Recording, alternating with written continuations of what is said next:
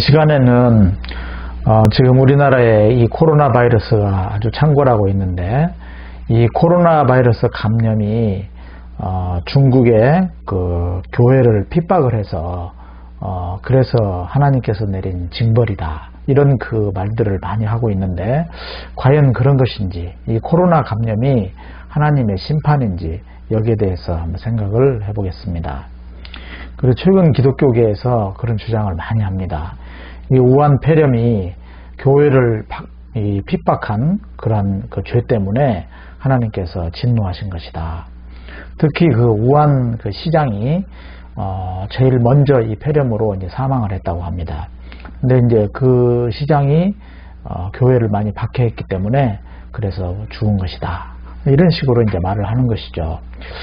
과연 그 말이 맞는 말인가 한번 생각해 볼까 합니다.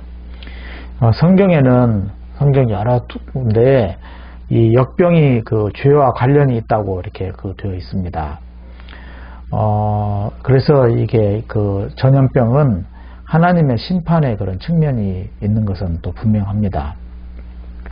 그런데 이제 죄를 지면은 어떤 역병이 돈다, 이 전염병의 원인은 죄다 하는 이제 그런 그 어떤 체험들이 그 인과응보론으로 이제 정착하게 되었습니다. 인과응보론이라는 것은 이제 죄를 진 대가로 이렇게 벌을 받는다 하는 것이죠. 인과응보. 그래서 이제 국가의 패망이나 어떤 재해나 질병, 이런 것의 모든 원인들이 죄 때문이다 하는 이제 그런 식으로 생각하는 것이 이제 인과응보론이죠. 그런데 우리가 생각해 보면 실제로 그 죄를 짓지 않아도 발생하는 그러한 그 질병이나 재앙이 무수히 많이 있습니다. 그래서 여기에 대한 그 해답을 찾아보려고 하는데요. 과연 성경에서는 어떻게 이제 해답을 하고 있는가 하는 것입니다. 성경은 이런 그 인과응보론도 많이 말을 하지만 그러한 생각에 대해서 또 이렇게 반론을 제기하기도 합니다. 교정을 해주고 있는 것이죠.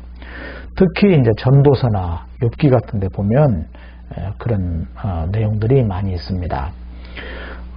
참고로 전도서 8장 14절을 보겠습니다. 악한 사람이 받아야 할 벌을 의인이 받는가 하면 의인이 받아야 할 보상을 악인이 받는다. 이렇게 그 전도자는 이 세상에서 일어나는 그런 현상을 이렇게 관찰하고 있습니다. 실제로 우리 그런 것을 많이 보지 않습니까? 억울하게 이렇게 죽음을 당한다든지 억울하게 어떤 피해를 입는 그런 경우가 많이 있죠. 또한 그 욥기에서는 어떤 그 재난이나 그런 고통이 그 어떤 죄의 결과다, 이것보다는 알 수 없다, 알 수 없는 이유들이 많이 있다는 것을 역설합니다. 이것을 불가지론이라고 말할 수 있겠죠. 욥기를 보면은 욥의 그 친구들은 전부 다 그 인과응보론자들이었습니다. 그래서 죄를 졌기 때문에 지금 욥이 이런 그 고통을 받는 것이다, 죄 때문이다, 그러니까 회개하라 하면서 계속 집요하게 욥에게 회개하라고 이야기를 합니다. 그런데 이제 욥은 결코 내가 죄 때문에 이런 재앙과 병을 당한다고 생각하지 않습니다. 끝까지 나 자신은 결백하다, 이렇게 주장을 하는 것이죠. 우리가 잘 아는 성경 욥기 23장 10절에 보면 하나님은 내가 발 한 발짝 옮기는 것을 다 알고 계실 터이니 나를 시험해 보신다면 내게 흠이 없다는 것을 아실 수 있으련만, 이렇게 말하고 있는데요. 이 말씀은 이제 개정 성경에서는 어떻게 번역이 되어 있냐면, 잘 아시는 말씀이죠. 그러나 내가 가는 길을 그가 아시나니 그가 나를 단련하신 후에는 내가 순금같이 되어 나오리라, 이렇게 되어 있어요. 근데 이 번역은 지금 완전히 잘못된 번역입니다. 이 세 번역의 성경이 원문과 비교하면 이 번역이 맞습니다. 그러니까 나를 단련하면 내가 강해져서 내가 정금같이 된다, 이 말이 아니고 하나님께서 여태까지 내가 가는 길을, 내가 살아온 것을 알고 계신다. 그래서 그가 나를 시험해 보신다면 이 사람이 정말 믿음이 있는 사람인가 없는 사람인가, 의롭게 사는 사람인가 아니면 거짓된 삶을 살았는가, 이런 것을 시험해 보신다면 내가 흠이 없다는 것, 흠이 없다는 것을 이제 순금이라고 이렇게 표현했는데 그것이 아니고 흠이 없다는 것을 하나님이 아실 수 있을 것이다. 이렇게 탄식을 하고 있는 것입니다. 성경 번역이 참 중요하죠. 그러니까 욥기 전체에서 욥은 나는 결백하다. 나는 이렇게 벌을 당할 만큼의 죄를 진 사람이 아니다.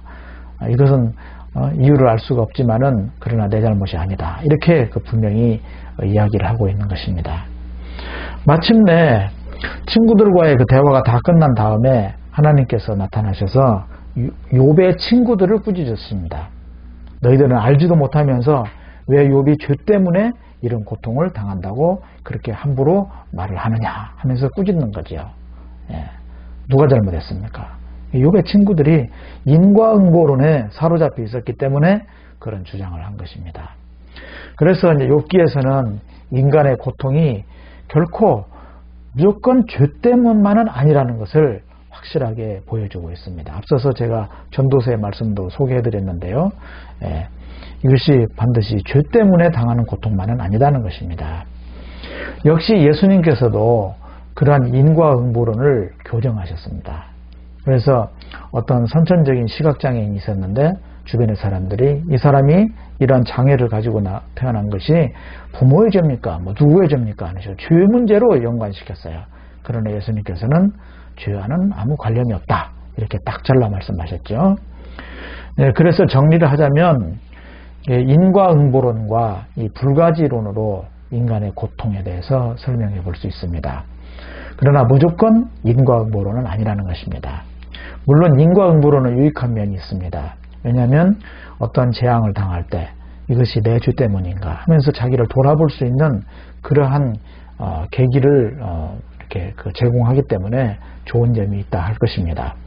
그러나 인과응보론만 가지고 이야기하면 성경을 잘 못 아는 것이죠.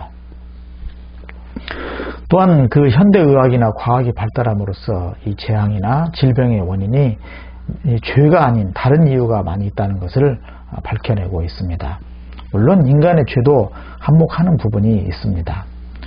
코로나19 이 감염이 죄와 무슨 상관이 있겠습니까?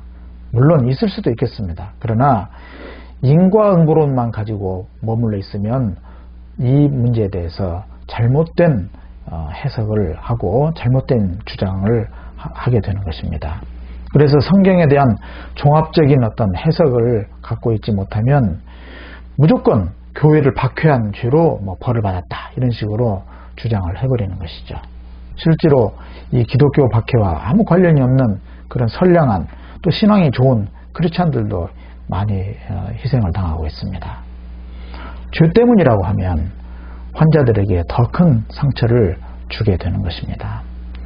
그래서 또 우리나라에 있는 이런 감염자들도 그 개인의 죄 때문이다 이렇게 확정할 수는 없는 것입니다. 물론 최근에 신천지에 그릇된 행동들 이런 것이 이 질병 확산의 어떤 결정적인 요인이 되고도 있습니다만은 그러나 또 그것도 무조건 죄 때문이다는 말할 수 없죠. 죄와 관련된 부분도 있고 또 다른 이유들도 있고 위생학적인 어떤 그런 것을 잘 준수하지 못하고 하는 그런 것도 있는 것이죠. 그러니까 하여튼 다양한 이유들로 이렇게 감염이 일어난 것입니다.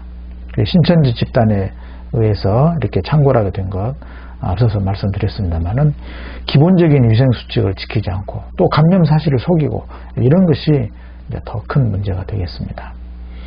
따라서 코로나19 바이러스의 감염은 우한의 기독교 박해와는 사실 아무 관련이 없다고 분명히 말씀드릴 수 있습니다. 이러한 잘못된 선동에 현혹되면 안 됩니다.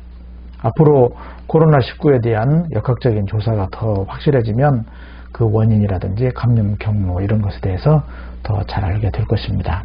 그래서 현재는 어떤 밀집된 데를 피해야 되고요. 비위생적인 습관을 하지 말아야 되고 어쨌든 이렇게 전염이 안 되도록 우리가 많은 그런 주의가 필요하다 할 것입니다. 맺겠습니다. 따라서 죄 때문에 그렇다는 선동에 현혹되지 마시고 의학적인 대처를 잘 해야 한다고 생각합니다. 시청해 주셔서 감사합니다.